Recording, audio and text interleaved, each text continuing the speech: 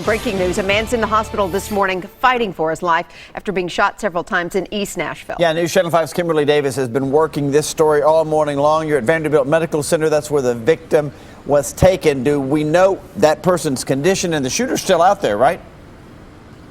Steve, that's right. The shooter is still on the run. I spoke with the detective not too long ago, and he's telling us that they do not have any suspects in custody, but they are actively following leads. Steve, you just asked about that man's condition, and they told us that he was rushed here in critical condition, and at this time, his condition has not changed. Now, they're telling us just before 1 this morning, officers responded to a shooting in the James Casey homes in East Nashville. When police arrived to the courtyard, officers found a man who was shot several times in the pelvic area and leg.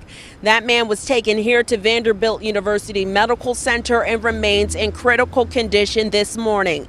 Residents in the neighborhood say they heard at least 5 gunshots and saw several people run away from the scene. They told police they were not sure if it was the shooter running or people trying to dodge the bullets. Now, officers are looking for any help they can get in this investigation. If you have any information that could help them, they're asking that you call Crime Stoppers at 615-74-CRIME. For now, we are live outside of Vanderbilt University Medical Center. I'm Kimberly Davis, News Channel 5. Kimberly, thank you. More breaking news. A domestic violence suspect is on the run in Nashville. News Channel 5's Alexander Cohen live at Skyline Hospital. She just spoke with the victim. And Alexander, this is a pretty scary domestic situation. Yeah, Amy, very frightening. This lady apparently was trying to get away from her husband, asked him to drive her to the hospital after he allegedly beat her up. She tells us she was worried about her kids, and little did I know, I was in the middle of my live shot, and police were out here searching this field here behind me. You can see these tire marks. This is where the suspect's vehicle allegedly drove off. I have been calling Nashville Dispatch repeatedly and to Captain Selfin repeatedly to try to get more information about where they may be searching. But right now, no one is getting back to me. We're going to stay on this developing story and let you know where that suspect possibly is as soon as we get that information. Reporting live, Alexander Cohen, News Channel 5.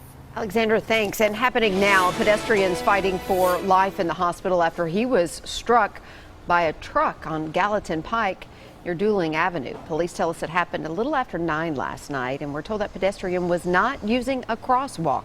The driver is cooperating with the investigation. So far, no charges have been filed.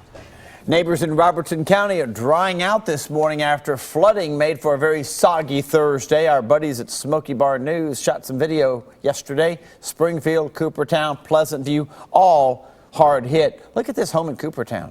It is filled with water. Orlando's fire department had a similar problem. About 8 inches of water rushed into their building. And it was a similar scene in Portland. A severe storm swept in. Several roads near downtown flooded. And in some areas, water was about 3 feet high. Sumner County EMA crews were on standby, but most of the water receded quickly. And thankfully, no one was hurt. No word yet about any damages there. Some folks did attempt to drive through a flooded road. They got stuck right there and they say it was pretty scary. I just had to run through the water and then go down and get my truck right down the road and then come back and hook a chain to her and pull her out. Strong storms also caused flooding across the city about 2 weeks ago. But the scariest flooding probably came out of Kentucky. Listen to this one. Yeah, I think so. That's where 19 college students got trapped in a cave by rising water for 2.5 hours. Wow. They're our friends. We didn't want to leave them in there, so we didn't want them to be trapped. So we went in, found them, and got them out. I would have been so claustrophobic. Oh, yeah. We're told the group from Clemson University and 4 tour guides entered Hidden River Cave, around 10 a.m. But a storm unexpectedly rolled in earlier, and the water level began to rise. Where we're pushing upstream, we started seeing pools of water where we don't typically see pools. So we looked at the clock and looked at the fact that our group wasn't supposed to be out for a couple more hours, and we just kind of made a decision that we need to get in there and get them out as quickly as possible.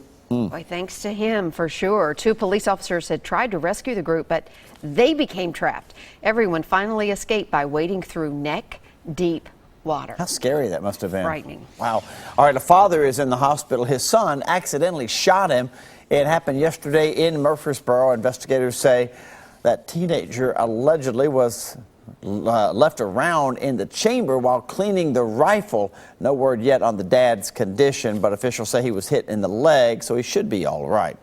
A man accused of lighting his ex on fire has been found dead in his prison cell. We told you about David Bass just a couple of days ago after he was arrested for aggravated assault.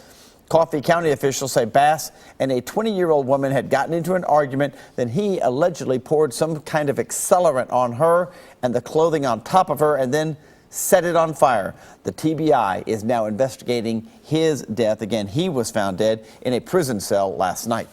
And police say they think they know who's behind the disappearance of several Gibson guitars. Brian Ricky Brewington is a wanted man this morning. Investigators say he's the one who broke into Gibson Guitars' Elm Hill Pike facility and stole 10 expensive custom guitars. Now, 2 of those guitars have been recovered, but Brewington and the other 8 have not been located. If you know where he is, call 615-74-CRIME.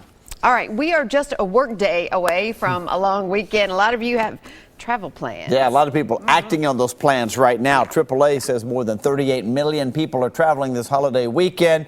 We've been live at the airport all morning long, showing you some pictures out there and the crowds. They have been strong since 4 a.m.